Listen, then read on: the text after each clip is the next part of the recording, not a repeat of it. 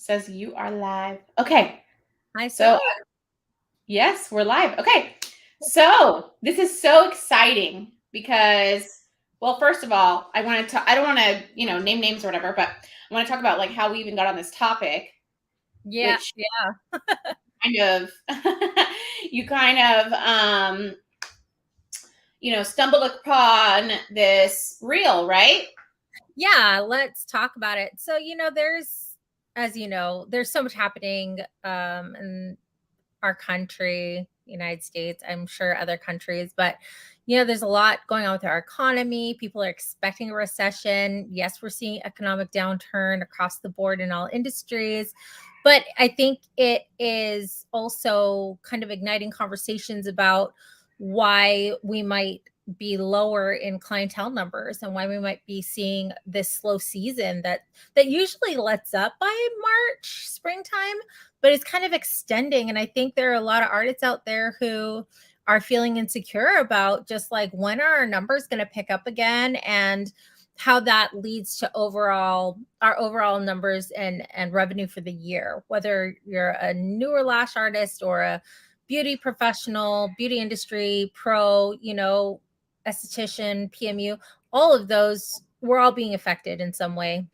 So I think, it tends to get create conversations around like, are people just, not being true to their numbers? Are they trying to make it seem like you can make a lot of money with, even if you haven't had a lot of years in the industry? So, that to me is a really interesting topic, and it can be controversial at times, but in no way are we talking about this just, to hate on anybody or throw shade at all.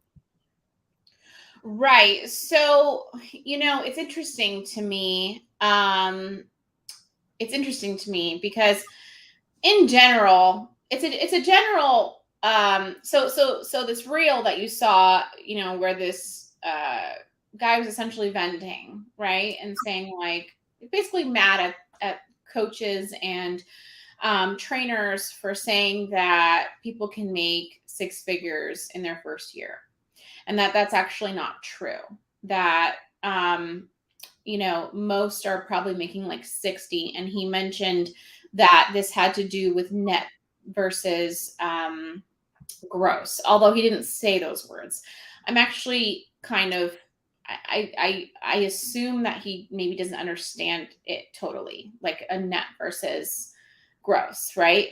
So there's two sides to this. So one is that, yes, if somebody is, for instance, we have a program called Book to 100K. It is my belief, I have said this over and over and over, if you're especially a lash artist, a brow artist, somebody who's averaging around $100 a ticket, you can make six figures in your first year, 100%. Now, am I saying that you're going to net that? No, because what I'm saying is that you're actually going to make like 300, and you're not going to make 100, and then you're going to pay yourself 33% of that, which actually is too much to pay yourself too. So, because actually your salary, if you break it up this way, which most beauty people don't have to do this, they don't have to pay themselves and a salary and stuff. They don't learn how to pay themselves properly. I didn't learn how to pay myself as a self-employed person. I had to learn once I became an S corp. So it's just not needed. So I'm not saying that you have to like sit here and now obsess over that. But so as a self-employed person, everything that comes in is your income, and then all the things that go out are expenses. Now, here's the thing though. Okay. So let's say a lash trainer is making, which, yes, I do believe that there are many lash trainers who make six figures in their first year in lashing. It's just that they didn't start at the same starting line you did. If you made like 30 or 40, meaning, You bring up a good point, and I think that he was trying to say, like, for the people who are doing this, like, this isn't about you, keep scrolling, kind of a thing, right? And we're bringing the topic out and talking about it, because yeah, like every case is going to be individual, where you may have been lashing for like 2 years and then decide to go train and start your business, and so you are able to make higher income numbers. I think our goal is to reinforce that we are, you don't have to put a ceiling on yourself for income Yeah, growth. but in my opinion, if you're really going to go out and do this properly, you're not going to just like take a 2-day class and like hope for the best. You can, by your 8th month, I've done the math over and over and over again. By your 4th to your 8th month, you can be clearing $8,000 a month with $100 service average. So it is doable. We have had clients who do it, That's true. and yeah, and so it is doable. But are we talking about net? No, we're not talking about net. And here's what I want to say about that too. And I'm not a CPA, so I'm not going to sit here and say as an expert, like a CPA expert. Like the thing is you don't actually want 100K of just like whatever money sitting in the bank, Sure. because the tax man takes it, right? So I've actually had to find ways to spend my money, especially as a self-employed person, because it's the worst tax bracket to be in. I've had to find ways to spend money. We've had to buy computers because we didn't spend enough and things like that.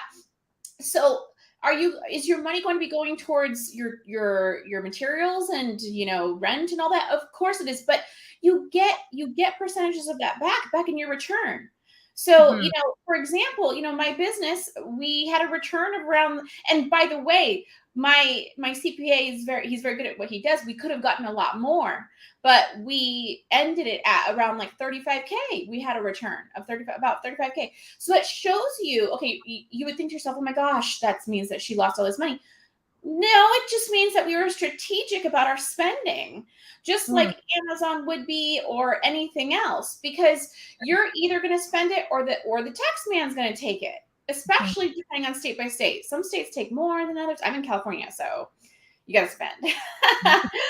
But, I yeah, also would like to say here that, you are learning so much when you're opening your own business and trying to be out there, even, whether or not you own a shop or are a solopreneur, you know, it's a learning curve for a lot of people on how to run their business, how to price themselves right, how to build that pipeline of clientele, how, there's so much goes into running your business and making sure that you are properly positioned to make 6 figures, and maintain that. It does take time, and it has certain components, as we've seen with our clients, that are necessary, right? Some of those are diversified streams of income, right? Large audience to sell to, being able to sell or having skills around selling just by, you know what I mean? Just by yourself, just being able to be confident in your sales strategies and marketing. think about this. Okay, so like, I've been coaching beauty people now for about 2 years, and then other, self-employed digital creators for like 3.5, I think. So think about this. The average beauty person who is not booked out, one, it's always either a pricing problem. They don't know what their price, they're not really, they don't even know how to price, what to do there. Two, they're assuming things are being done, but they're not being done. For instance, pre-booking. They think they're pre-booking, but they're not pre-booking. Pre-booking is literally turning your money into more money. Like, Mm. I don't know why anybody wouldn't pre-book. It's crazy. That's your business. That's your revenue. Right. But so many beauty pros, they just don't find an importance on it. So don't find it important then, right? And then constantly finding new. So you once you start feeling like you're comfortable and you're like, oh, I'm fine, I'm good. My clients just keep, if you're assuming your clients are always going to show up month after month after month, no matter what, like, and you're not building a bank of new leads, of an email list, of a list of people or something to hit up when you have openings, you're not doing that. It's not really, you're not really treating this business like a business. So, Yeah. I think more emphasis on your finding efforts, what's working, what's not, tracking all of that. It takes concentrated time and all that sometimes you don't have when you're behind the chair a lot, but you have to make time for, because yeah, making the effort to start the conversation about pre-booking or put it in your policies, right? Make it a staple of what your business does so that you can start building a pipeline and start booking out first 2 weeks, then 3 weeks, then eventually 2 months. Then you have a wait list of people, right? And I think sometimes there's a common misconception that it doesn't take time, because it does. It takes a lot. It does take time, but it also takes concerted effort and continuous effort. But what's interesting is, you say it takes time and stuff. It does take time. But there's so much in preparation that can be done. I believe that like 80% of that time that you're taking figuring things out can actually be done in the prep. So because we have we in, let's say, like the service-based beauty industry, lash, brow, we're talking about body sculpting, where you're this person who just jumps into this. That's how we all do it. We just jump into what we do. I was a graphic designer. I just said to myself one day, I'm a graphic designer. I didn't like prep myself. I didn't create a business plan. I didn't plan my I guess being born into the industry. Like I didn't plan any of it. Sure. So like a business normally does. So, what happens is, what do? We go out there and then we mess up and we fall on our faces and we don't make any money. And then we say, something is wrong. Okay. And then we start to like check it out. Okay, what's the problem, right? Maybe get some feedback, let's get some help, whatever. And so now what are you doing? You're by yourself, you're trying things, you're guessing, you're hoping that what's going to work is going to work, but you're not really even sure, right? And then what happens? There's no strategies there, there's no plan, there's no business plan. So, of course, you're going to end up making 30K, 20K in your first year. You're setting yourself up for that. But if you had planned from the start and said, I'm going to master the four elements of booking out, so if I'm going to master finding, I'm going to do exactly the things that I need to do. I'm going to pre-book every person, or I'm going to try and pre-book every person, my and get my averages. I'm going to I'm going to make sure that my pricing is accurate and going to pay me what I need to be paid. Of course you're going to do well. You're going to accelerate faster. You're going to take the time that you would have spent just kind of like looking around out into Instagram for or Facebook groups, for the answers that you need, and you're going to accelerate your success for sure. Yeah. Yeah, and that's why I believe that what we teach, especially like in book society, I believe that everybody should know these things. Everybody should understand them and know how to implement them. I was just talking to Jesse, my husband, Jesse, about, we were talking about, so I used to be in sales and we used to sell skincare. And I had the CEO of the company, Jesse and I had the CEO of the company offer us a deal. He said, if you hit this much volume, this much revenue for the business, I will 100% cover the down payment on your first rental property. And yeah. Wow. And I know, right?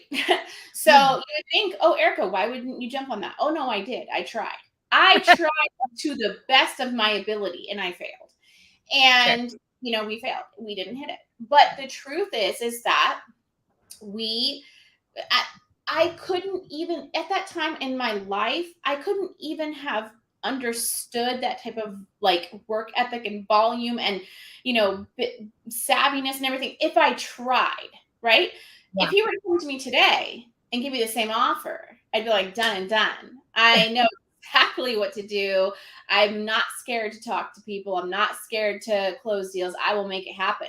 But at the time, it was just so above. I think he probably assumed I was much better than I was, and I blew it, right? So the reason why I'm even saying this is because we assume we are at a certain caliber because we're, let's say, a lash artist in Minnesota who just did this 5 months ago, but let's say that we've never done sales in our life. Let's say that it actually scares us to pre-book, right? Yeah.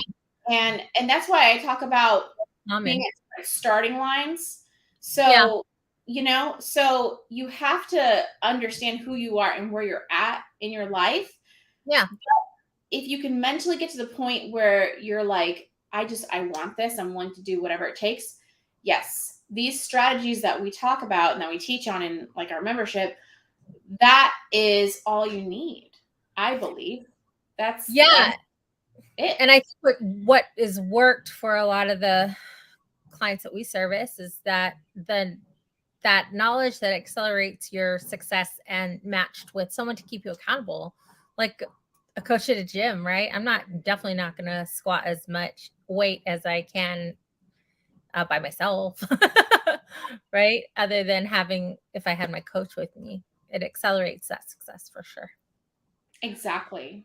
So you can't, you're going to hear people, especially like this, I actually got wrapped up in the comments of this one reel that you sent me because of the amount of people that were kind of given their 2 cents and really kind of treating like net versus gross as like the secret nobody's talking about. I thought that was really interesting. So I want to get out there that, as a self-employed person, if you really want to make it, and this is somebody who I did make 6 figures my first year in as a self-employed designer on Etsy. Okay, like that's ridiculous. But the reason why you had some high ticket products, but were all your products high ticket? No, right? My average product was around $10. So how much product did you have to move? How many digital sales did you have to make to hit 6 figures in a year? It was a lot. It's not impossible, which is good. We were just looking at my one of my higher months, which on Etsy specifically making around like 45K, and the average order value was $13. We thought it would be like more like 150, 200. No, it was $13. So, right.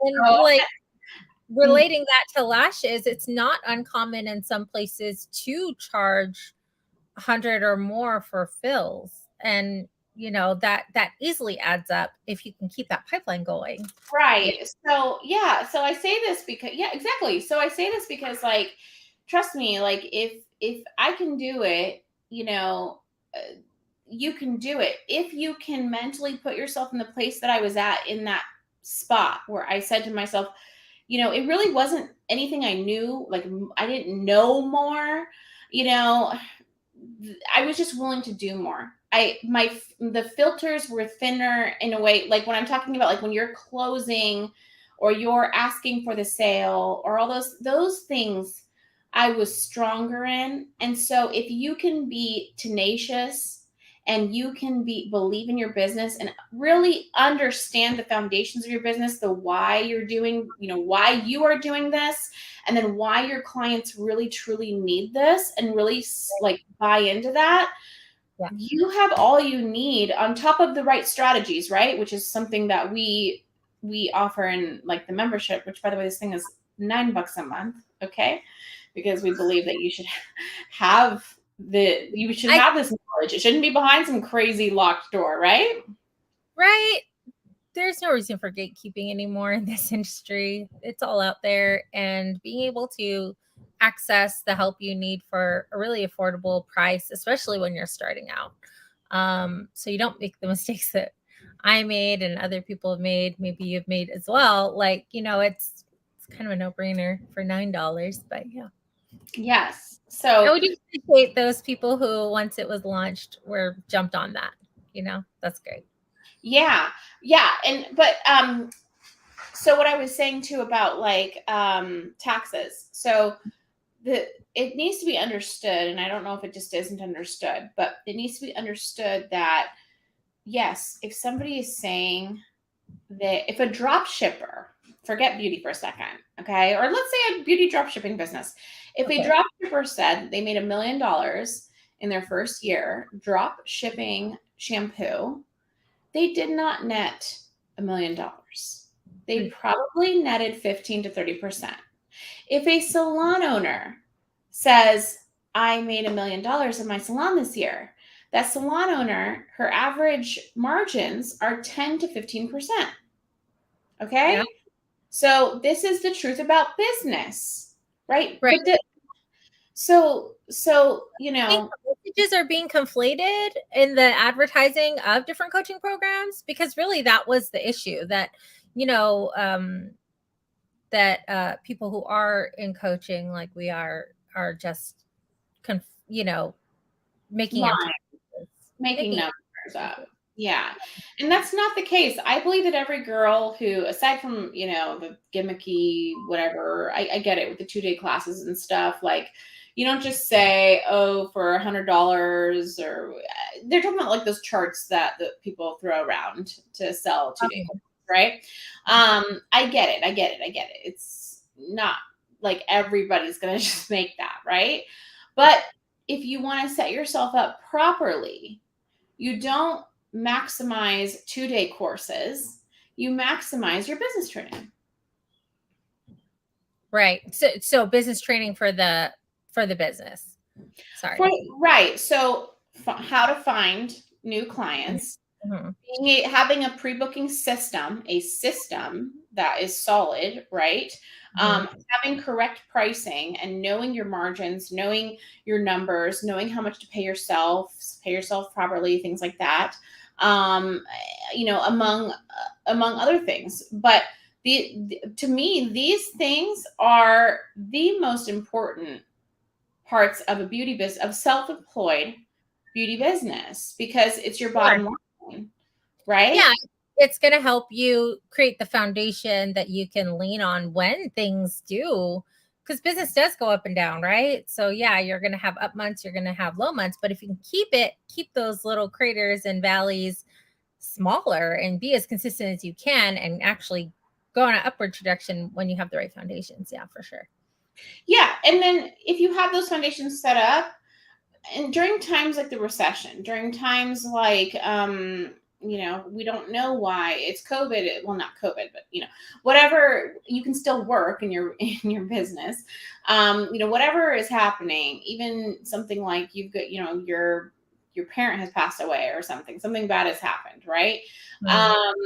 If you have these foundations and you're doing all of these things, you're actually going to be okay. Because like I said, the thing that you don't want in any type of a business is where you start getting comfortable, and comfortability is death to your business. Because if you're feeling like you're good, you've made it, that's not actually the case. Right. So, because businesses, I mean, how many businesses got wiped out in 2020? Yeah. Big 100%. businesses. Yeah. Yeah. No money in the bank. They had no money in the bank. So Right. they have the foundation. And it is hard to be prepared for those kinds of things. You don't know how long things are going to be shut down, especially Hawaii was very conservative. So we saw a lot of really beloved businesses just not able to make it, and they had to close their doors. Us too. Yeah, us too. Even very popular beauty salons had to downsize and scale back their employees and come up with a fast plan for how they were going to survive and weather the storm. Sure. But in a recession or like a depression, right? So to overcome the natural thing that most beauty people, this is what I've found anyway, most beauty people like to use ads to try and get clients because it's easy. They're not really out there finding people. It's the more comfortable way to do things.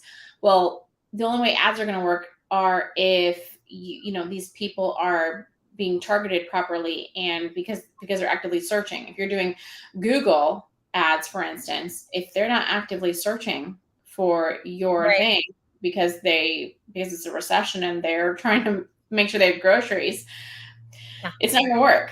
So that's why these foundational practices, like finding, are so important. You have to, at the end of the day, know how to be able to smile and dial or get out there and talk to people. It's just, it is what it is. And that's why Right. And it is scary and it is uncomfortable, but talking to as many people as you can and getting creative with with your outreach and interactions, it can only help your business and create more word of mouth around your services, right?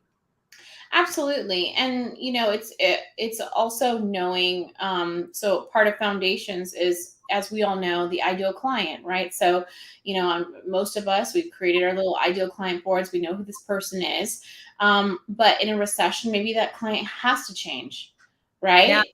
um Yeah. it's A good example is like, uh, a good example is diversifying what type of, maybe if you're a lash artist, lash sets that you do, right? So maybe you're used to being comfortable in only a certain specific niche of lashes. You only do wispy or you only do classics, and making sure you know what trends are coming out and what people are booking and asking for. And that's also in your numbers as well. If people keep repeating the same sets and same services, you can identify that when you analyze and get obsessive about what you're bringing in and who exactly. you're selling. Mm-hmm. Absolutely, absolutely. So the idea that you can't hit six figures in your first, it's just not true. It's not true.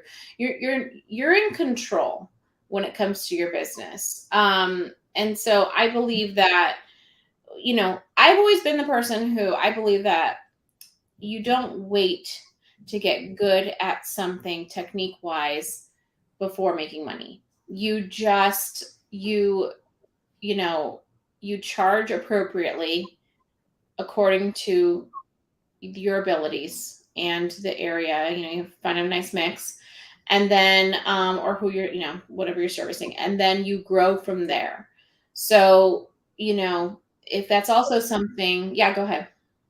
I do think it's going to be, I've worked in salons, I've worked solo before, and our skill levels were varied, right? Apprentice, newbie, master, intermediate. And yeah, we were all priced differently depending on what stage. But because the clientele was willing to work with you and wait as you grew and improved, that's why things like making good money in your first years are possible, because everybody understands that you, even as a lash artist who's been in the industry for a really long time, like myself, I'm still working on things.